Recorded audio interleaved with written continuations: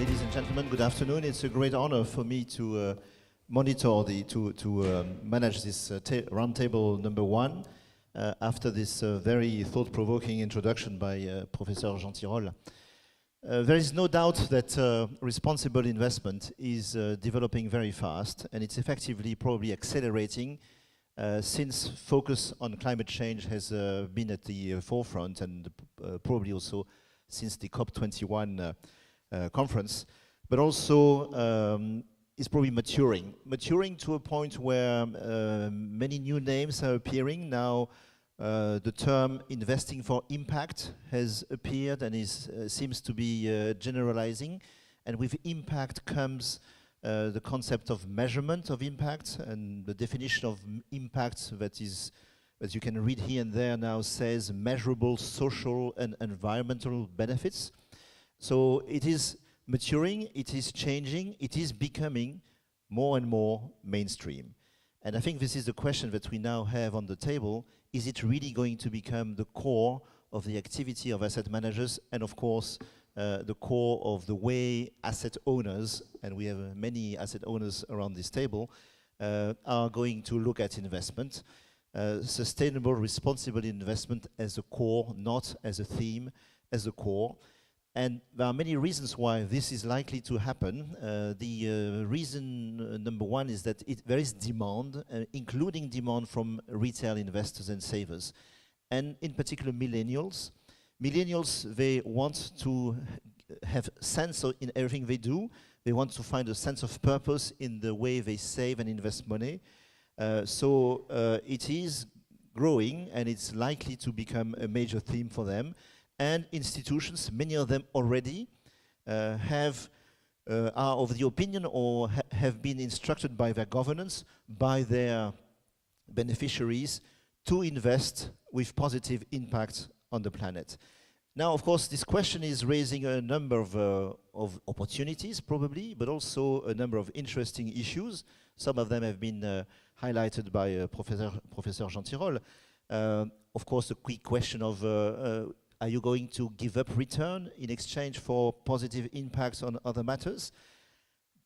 Is it a new area for active managers? Is this something that is going to revolutionize the way we manage money? All these questions are on the table, and in this roundtable we have decided to focus on 5 items.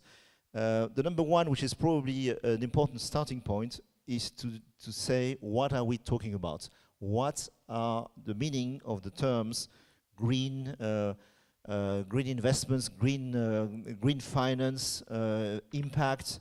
Is impact really becoming the generic term?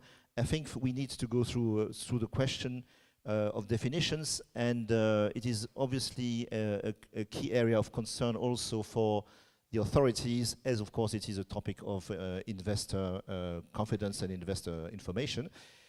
Then the key question we'll go through is responsible investment really becoming mainstream for institutions and possibly for asset managers? Third question, could indeed investing for impact reconcile millennials with equities, with long-term investments, and with finance more generally? Number 4, what is the impact of responsible investing on performance? And then we'll have a discussion with Professor Noël to see what academia has to say as of today, as we start seeing here and there people talking about risk factors linked to impact and non-financial data becoming sources of alpha. And last but not least, we will finish with, is responsible investing the next frontier, the new way of managing money actively, another chance for active managers to resist and to find their way against the trend towards passive management. So let's move on to the first question, which I will direct to Gestion Timan. Gestion, you're chairing the high-level expert group at the European Union, and you have produced an interim report where one of the key topics you want to highlight is indeed the need for standard definitions. Can you tell us why you think it is important to have standard definitions? Where are you, and does Europe, or can Europe lead the way in defining these terms? Sure, thank you very much. It's a great pleasure to be here and speak about this topic. Indeed, it's a very important year, and I would say the overarching topic is sustainable finance. And we define sustainable finance as finance that supports sustainable development. And that has three dimensions. It has an economic dimension. Economic sustainability means the absence of boom and bust. That's already very important. The second dimension is a social dimension, which is to be attentive to excessive inequality and social exclusion. And the third dimension is the environment, which is to be attentive to environmental degradation and damage of natural capital. So I would say sustainable finance is not equal long-term finance, but it's unthinkable without a long-term dimension. That's one. And the second, of course, is the need to integrate broader considerations into investment decisions. And these are the famous ESG, environmental, social, and governance criteria. So that's in a nutshell the framework we're working on. I would say sustainable finance is not a revolution, but it's an important evolution. And I believe we are trying to lay the ground that it's not more a niche in a few years, but that the non-sustainable finance will be a niche. Because we all want sustainable finance. Nobody wants unsustainable finance. And for the asset managers, this is both an opportunity and an obligation. It is an opportunity because it provides much more information of issuers. So companies are required or asked to provide much more information about their environmental footprint, about their social dimension, about their long-term strategy. And that is the opportunity. I believe the obligation is also to play by the rules and invest ourselves as asset managers more into long-term understanding, long-term modeling. So the group in the European Commission is trying to help advance the agenda, and we have received over 300 responses to our questionnaire. So there's a big interest in this topic, and we're integrating this and trying to come out with the final recommendations by the end of the year. And we believe that indeed it would be helpful to have a taxonomy and say what is sustainable investment targets, and also probably to move towards a standard for green bonds. We think that a European standard for green bonds is within reach and that we could advance that. And the third topic we're working on, which I think is very important for asset management, is this notion of fiduciary duty. Because we need to clarify what is the duty of asset managers, to which degree do they have to take into these considerations into account. So this, just to set a bit the scene and give you a feeling, it's a very broad agenda. We are working very hard, and we are trying really to advance and help the Commission that is taking the global leadership on this topic of sustainable finance. Thank you. Philippe Desfossés, do you believe that impact is now going to be the federating word to act as an umbrella for all aspects of sustainable investment? Or is it just a part of the sustainable investment family that is going to focus on impact? Because when you think about it, investing responsibly without impact, does it make sense?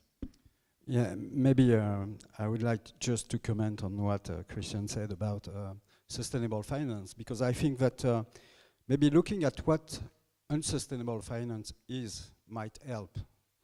And I think obviously we don't have to search a very long time to find unsustainable finance. This is the one we are living with currently. So what does it mean? It means over-leveraging of the whole economy, to make it short, regulation that sometimes are at odds with long-term investing, and something you did not mention, and that was a clear disappointment in the report of the HLEG, which is the pricing on carbon. This report has, I don't remember how many pages, you have two instances of carbon tax or carbon pricing. So, as Jean-Thibault said, what do you expect? Do you think that fine-tuning, trying a piecemeal approach without putting some order in order to make the market function, we will go nowhere? So to come back to your question, Jean-Louis, I think that for people who are managing money in the tens of billions and even more so in the hundreds of billions, the question is obviously that they have to manage a legacy portfolio. We are universal owners. And it's not possible for us to hide somewhere. We cannot divest and reinvest everything we have in new ventures. So we have to deal with this legacy portfolio. And the way we are trying to make it better is by engaging on implementing a best-in-class policy. But the restriction that is embedded in that kind of policy is that it's a very incremental process. It's with all the limitation that comes with the Six Sigma. And just to illustrate that, I would take the example of a combustion engine. I'm not an expert in physics, but combustion engine is very dumb, in fact, because you are sending a piston at full speed and it goes in reverse in the other direction. But when you have been very successful designing, selling cars for decades, 1 century, it's very difficult at some point to say the future is not anymore there. It's in electricity. And it's much easier for Tesla, for example, with a clean slate, to design something different, out of the box. And for us, the question is, what is the right balance between financing the economy as it is today, trying to improve it by engaging, and funneling the capital needed to scale up the new solutions that will make possible, hopefully, to reach the goal of maintaining the rise in temperature, for example, under 2 degrees. So impact investing is very important for us. The question is, how should we balance between financing the economy as it is and also dedicating enough money to improve and go much faster? Thank you. What's interesting is that the link between these two approaches is likely to be actually the corporations themselves, particularly the listed companies, which under the pressure of shareholders will evolve towards producing more efficient machines, products, engines, and will make sure that they are best in class and beyond best in class. Once you are in the sort of a positive trend of being best in class, you become more creative in going further than best in class. So I don't think there's a contradiction. I think, of course, there's still work to do on definitions, but Jan Willem, do you agree that responsible investing is going to become, if it is not already, the core way of investing for pension funds in particular? Let me give you the short answer and then the long answer. The short answer is, it's not about yes or no, it's about how. So, is it here to stay? The answer is yes. The question is, how do we go about it? And we come from somewhere and we go somewhere. So what's the legacy, what the previous speaker said, and how do we take it forward? But let me first of all thank IFJ for organizing the event, for inviting Pensions Europe to be present at this panel. Pensions Europe is the European Association of National Pension Fund and Asset Management Associations around Europe. And it's an honor for me to be here. I also would like to congratulate Mr. Timman with the excellent work of the high-level group. And as he already said, sustainable finance is more than ESG that we are discussing here today. However, it is very much intertwined. So where do we come from? Ladies and gentlemen, I will provide you the European picture on this. Pension funds, and I talk from the pension fund perspective. Pension funds are deeply embedded in the European society. Also for pension funds, the realization dawns that the agenda that is put forward from the Paris agreements is huge, and it will also affect pension funds. At the same time, our members, our participants, citizens across Europe are becoming more and more interested in and articulate about social and environmental impact of their behavior, about the products and services that they consume. So, from a pension fund perspective, from an asset management perspective, that's included. Pension funds already today integrate taking into account ESG criteria in their investment decisions.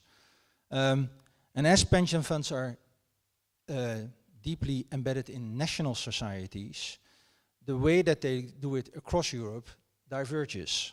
So let me give a few examples. In the Netherlands, the two biggest pension funds have established a taxonomy based on the UN Sustainable Development Goals and have committed to increase investments therein. When we look at our British member, the PLSA, the sister company, sister association from IFJ, has developed a toolkit to promote corporate reporting on workforce and more on social aspects. So you see different approaches. So what explains these different approaches when it comes to paving the way forward? It has to do with the relative size of pension funds. Is it DB or DC? Is it the investment risk bears is with the individual or with the fund? What is the governance model? What's the role of the social partners? And the recently adopted IORP directive, the IORP 2 recast, brings some degree of convergence across Europe, but it is minimum harmonization. Pension funds are encouraged, not obliged, to take account of ESG factors in their investment policies, but they must disclose how they go about and what they do. So it is minimum harmonization, so divergence will remain. So if we turn to the future and we take it from there, yes, there will be different styles of impact investing, and I think that when we develop standards, when we develop ideas, when we develop best practices, we should take into account those national differences. Having said that, what is most important for pension funds is a long-term, sustainable, stable regulatory framework in which we can operate. Let me stop there. Thank you. Philippe, you've been investing in a responsible way since the creation of ERAFP.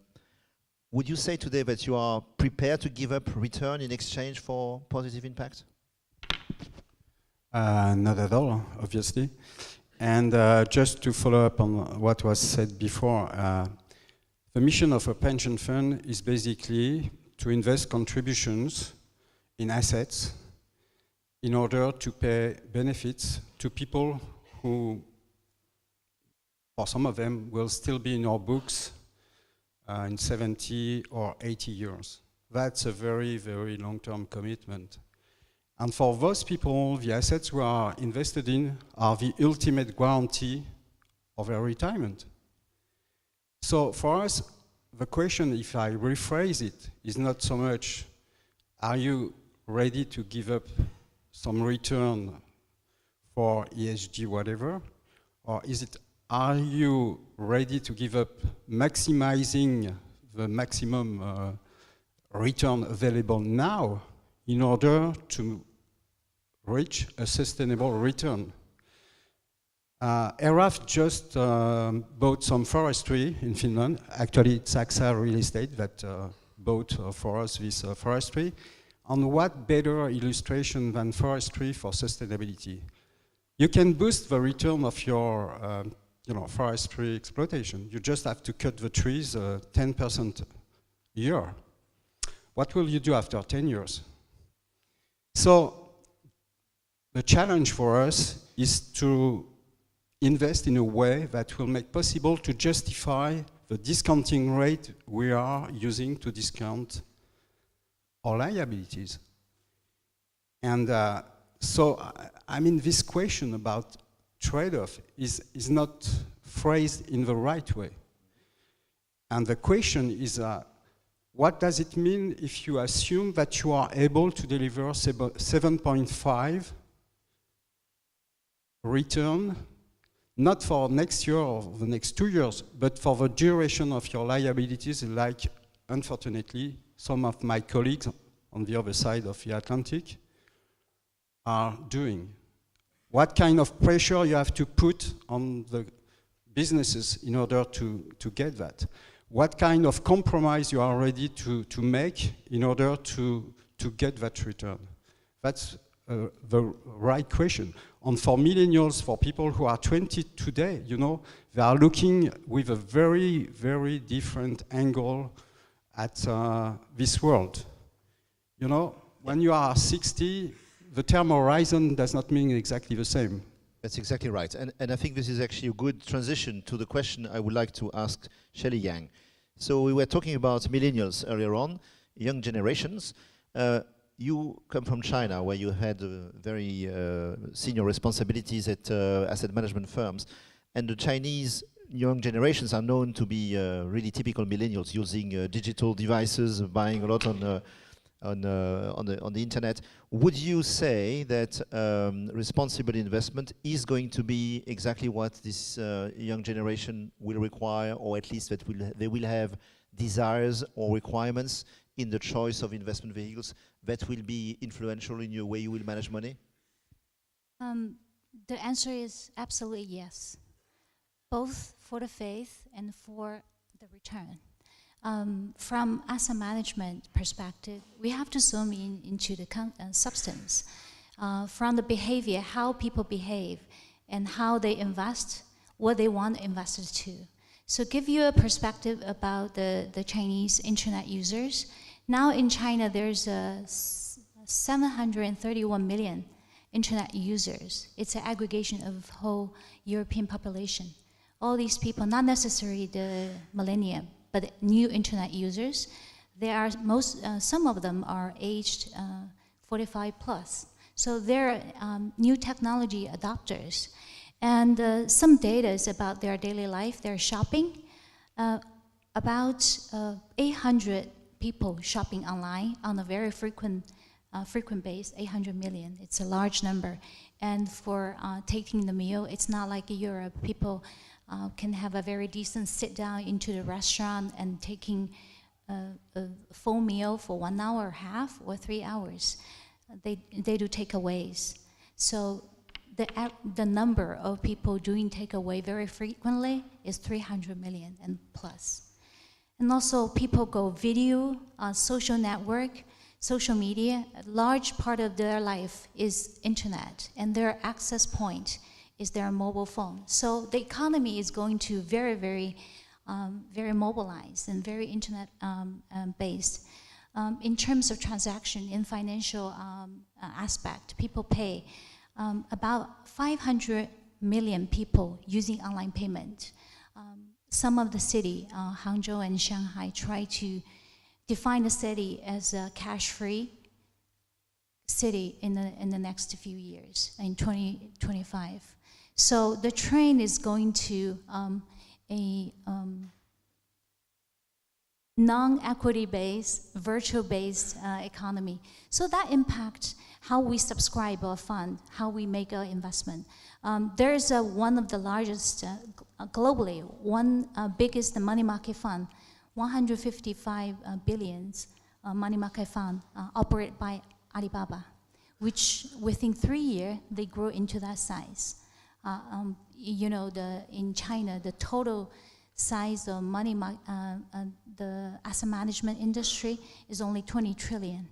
It's less than, it's about 2 to 3% is concentrated in one money market fund. So it's a very amazing background.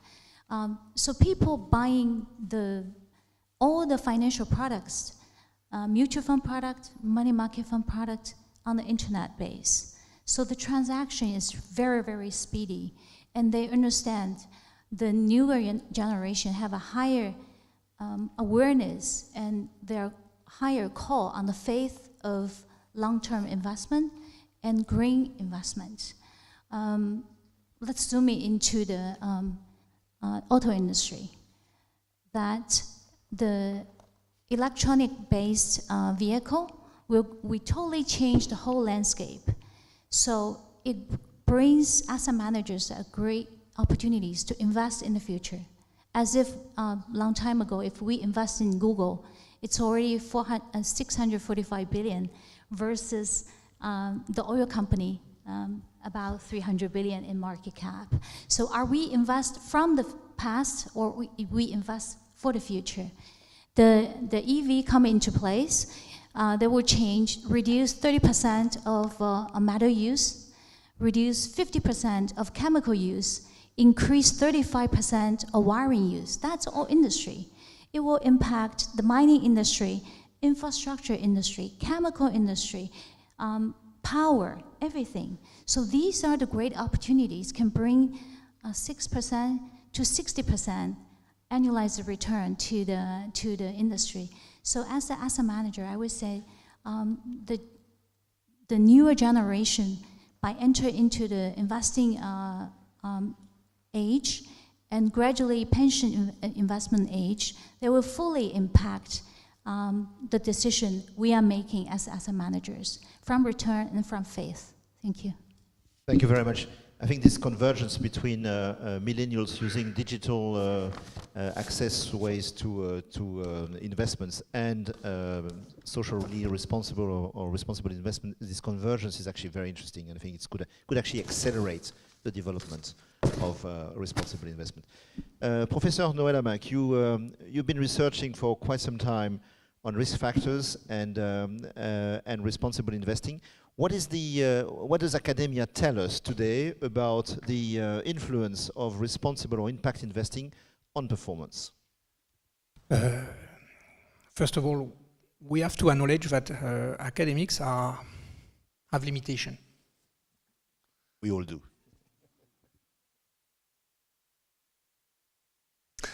We have serious limitation because we want to work with data. So first, the limitation are the data. I remember I published a paper, probably one of the first paper about the performance of sustainable investment fund around 8 years ago. And this paper showed that performance was economically negative and statistically insignificant. It means that the minus was not significant. The conclusion from the industry was amazing. Oh, it's fantastic. When you invest in sociable investment, it costs you nothing. Just because I say it's not statistically significant, but economically it was negative.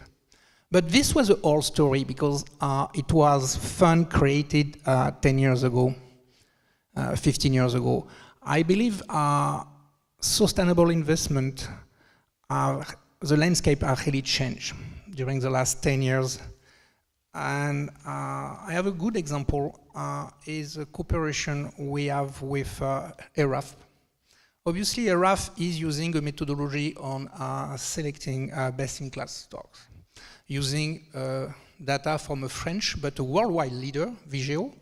And I show Nicole Nota in the room, so I just want to mention also that France is also leading the way, not only for asset management, but also for the data, and we need data, we need good data. So I think France has a nice ecosystem.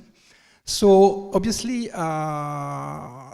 when Philippe is selecting the best in class, he's looking for long-term perspective. He wants to reduce the risk. He wants to have a long-term return, okay? But he has also to deliver short-term return. Because obviously you have to he's challenged by his peer, he's challenged by his board, etc. So how to deliver short term? This is probably the finance.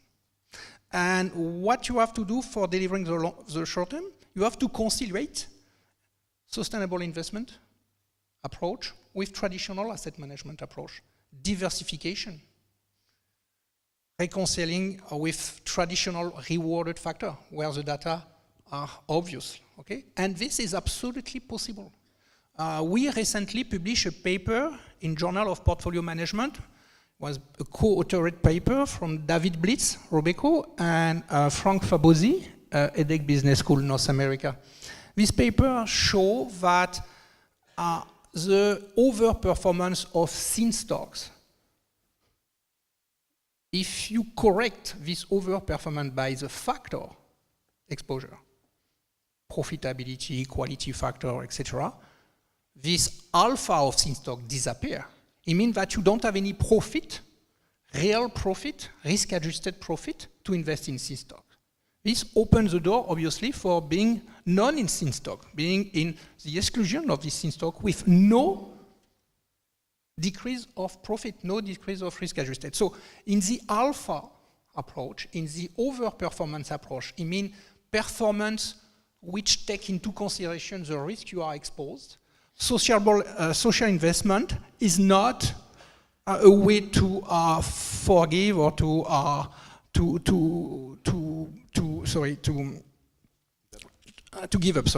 give up about performance. And you have a very interesting paper from Harvard colleague, Serafin, Harvard 2016. I recommend this paper. This paper uses Sustainable Accounting Standard Board data. And it makes a clear difference because, for example, when I publish my first paper, you don't have any standardization. So I use all the funds which were supposed to be sustainable, okay? They declare themselves as sustainable, okay? Now you have interesting approach which make a difference between the material factor and the immaterial factor. And if you load on material factor, sustainable material factor, the performance of the stocks are seriously superior. Obviously, this is a new paper. The standard is now. You have a kind of in-sample bias because you define the standard after, and you know that that is a very important risk for academia, yes. To manipulate, not intentionally, but to have a kind of data sample mining exercise. But I think it's very important. The second aspect is the beta. The beta is a long-term strategy, okay? When you are in alpha, you rely on the capacity of an asset manager to overperform. Where you are in a beta, you say, okay, I will benefit for a natural return. The key question is ESG or low carbon a factor as a price set factor. You don't have to think about that, you have just to invest, you will have the return. For the moment, the academic results are not here. Not because these factors do not exist, just because we need more data. And we need also economic rationale. You have, in fact, two kinds of economic rationale which will justify a reward for a factor. You have a lot of factors which are not rewarded. You are sensitive to interest rate risk in equity is not rewarded, okay? And you have factors which are rewarded. Size, vol, momentum, value, etc. To justify this factor, you have two kinds of explanation. The Richard Thaler explanation, behavioral, and I will say the asset pricing, rational asset pricing explanation. Okay? What is a rational asset pricing explanation? It means that if you are more reward for a factor, it's because this factor is more risky, but in extreme marginal utility framework. It means that in average, low vol have less vol, but vol is just a short-term average measure of risk, but the low vol stock are probably more risky in some situation. And because you are a long-term investor, you can collect the return all along your liabilities, and you can sustain somewhere some period where the factor is more risky. What will be the rationale? Economic rationale is in this framework for low carbon or ESG. For the moment, everybody is saying that ESG or low carbon investment should be less risky. So let's go to behavioral. Behavioral is a different. Behavioral means anomaly. You have a reward not because the factor is more risky, but because you have an anomaly. What are the rationale to determine an anomaly in ESG? It means that a lot of people don't want to invest in ESG. They have constraint to not invest in ESG. This is difficult to imagine for the moment. But let's discuss, even if you don't have any factors, you can be sustainable and you cannot be obliged to give up about return if you do properly your diversification and your factor constitution. Thank you. Thank you, Noël. I think I will summarize this very interesting analysis in that there are ways to reconcile long-term performance and responsible investment. Probably even new areas to develop over time as data will be available, and to maybe suggest an answer or maybe a possible area of research for the last question. Active management always benefits from availability of data which are not imperfect. And with the ability today of big data and data analytics, there probably are ways to select stocks using data which are non-financial data which you can use in a preferential way or in a better way than others to pick the right stocks. So yes, active management has a future with sustainability. On the contrary, it may actually be a new frontier. Thank you very much, gentlemen, ladies and gentlemen, for your contribution to this panel. Now I open the floor for the questions. Merci beaucoup. Donc, merci beaucoup pour vos questions. N'oubliez pas, vous pouvez toujours continuer à envoyer des SMS ou des tweets avec vos questions. On va découvrir la première maintenant à l'écran. Les questions qui viennent de la salle. Normalement, si tout va bien. Sinon, je l'ai là. Écoutez, c'est pas grave. En attendant que ça arrive, je vais poser la première question. Let me ask the first question. So, would you say, we were talking about impact investing right at the beginning. Is impact investing really the new frontier, would you say, for active asset management? Gestion. Yes, I'd like to respond to that and also maybe clarify something which I think is important. When we talk about responsible investment, we are not talking about two different investment universes. So sometimes there's the impression, oh, we have here a big bucket for the established investors that are interested in a return, and then we have a small, cute little pond for the responsible investors that don't worry about the return. These are the young people, and we give it to them. This is not the vision of sustainable finance at all. So it's not ESG or not ESG. What the aim of the FSB task force and the European group is really to bring these issues into each and every investment decision. This is why the Financial Stability Board task force asks every firm to disclose how they are positioned on the issue of climate risks and opportunities. So it's not just about the coal and oil sectors, it's about every sector. So in the way, we have to go away from the idea that there's a choice. What we would like to do is to bring sustainability considerations into each and every investment decision. And therefore, there's no longer the trade-off. Sustainable investment means to have the maximum long-term return because you avoid stranded assets, you avoid pitfalls, and you are in line with the overall policy development. I think that's the most important message. So that's what everybody's trying to do to mainstream these things. Philippe, you wanted to add something? No, just to say that I totally share what Christian said. And the real challenge for us is to delete the R in PRI, because for long-term investor, at least, we should take into account in every decision we take those principles or those issues. So it's not anymore something, the icing on the cake or just a layer. It's in all investment decisions we make that we have to take that. And the follow-up of that is that when you are mentioning active, implicitly it's referring to passive. And I think in between there are things we could elaborate on, and especially engagement.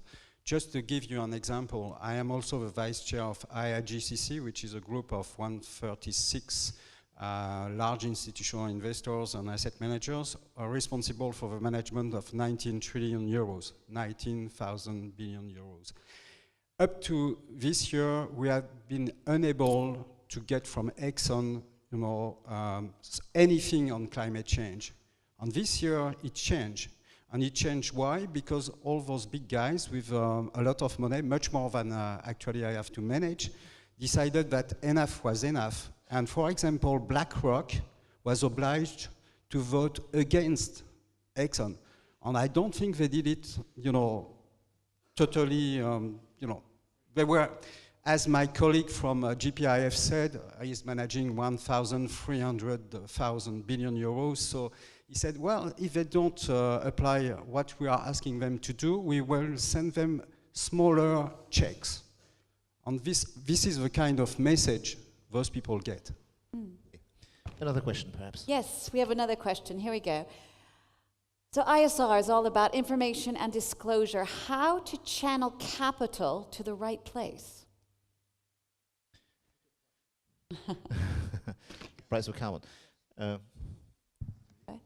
Clearly, the price on carbon will change dramatically the landscape. This clearly, Jean Tirole is a liberal.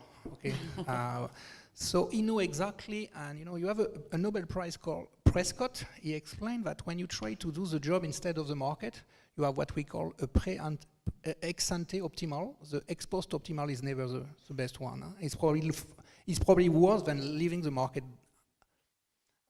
with no order, I will say no regulation. So what Jean Tirole is trying to achieve, is trying to, with other colleagues, is trying to make the case for, with the price of carbon, you will change dramatically the market mechanism. And if the market change, it will save the planet. The market will save the planet if we put a price of not saving the planet. Sorry, but our intentions are not sufficient. We should have a market mechanism. This is, I think, a key message. Gestion. Yes, and since the question mentioned a four-letter word, which is called TCFD, which stands for Task Force on Climate-Related Financial Disclosures, I'd like to say what that task force is trying to do, namely exactly to bring information to the market. So the task force is asking firms to disclose, according to 4 simple metrics, how they are positioned on climate issues. First, what's your governance? How are you organized as a company around that issue? Second, how does it impact your strategy? So that's the forward-looking thinking, which is very important if you take long-term investment decisions. Third, how do you manage the risk? Because there can be stranded assets. And fourth, what are the metrics you have given yourself as a company? So with these 4 simple metrics, we are bringing a lot of more information to investors who will be much better able to distinguish between firms that are aligned with a path towards a low-carbon economy and firms which are not. And what Philippe just mentioned on the Exxon example, I'm sure it's also inspired by this movement to start to distinguish on long-term relevance and long-term sustainability. Jan Willem. I would like to add to what Christian just said. It is not just only stranded assets. You also need to, as an investor, as a pension fund, as a member on the board of trustees, you need to consider all risks. And yes, carbon is one of them. But you know, the emerging potential green bubble is another one. Automation is another one. Digitalization is another one. So if the world for a trustee was as simple as more or less carbon, that's not the debate. The debate is about long-term disclosure of data. Where does it lead to? Can you factor into the risks and consequently take a decision what is right to do? Jelly. Yeah, I totally agree with this long-term approach and willingness, and people have to disclose in reporting. However, there is several very simple, very actionable indicators as an ecosystem of the whole society that we all need to invest responsibly. So we have to have a governance system like benchmark, index company. Everybody form a standardized, governed ecosystem.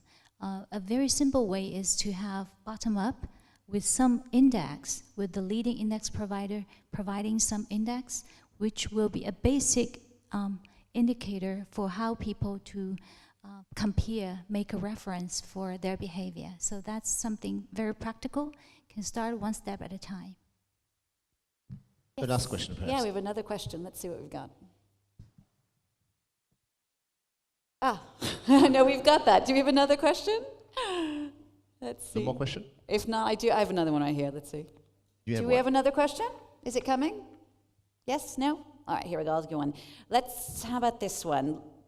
Okay, it's coming. Someone's told me. Let's see. If not, I've got them right here. We are at the age of technology. I know it is. Nope. All right, I'll guess one more. Long-term returns are drivers for sustainable finance, but what do we do with the economy as it is now? I think someone else asked another question, is, en français, doit-on financer l'économie actuelle? Should we finance the current economy, or should we take the money we have now to create and work toward the future? Philippe.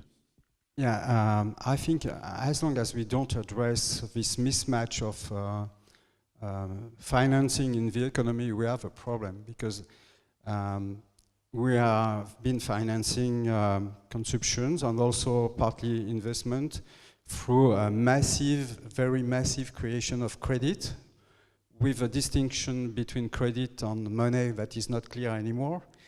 And we know that putting more and more money, for example, in real estate can be dangerous. And what is really striking is that if you consider pension funds, the regulation encourages between brackets them, to invest their assets in much shorter duration assets.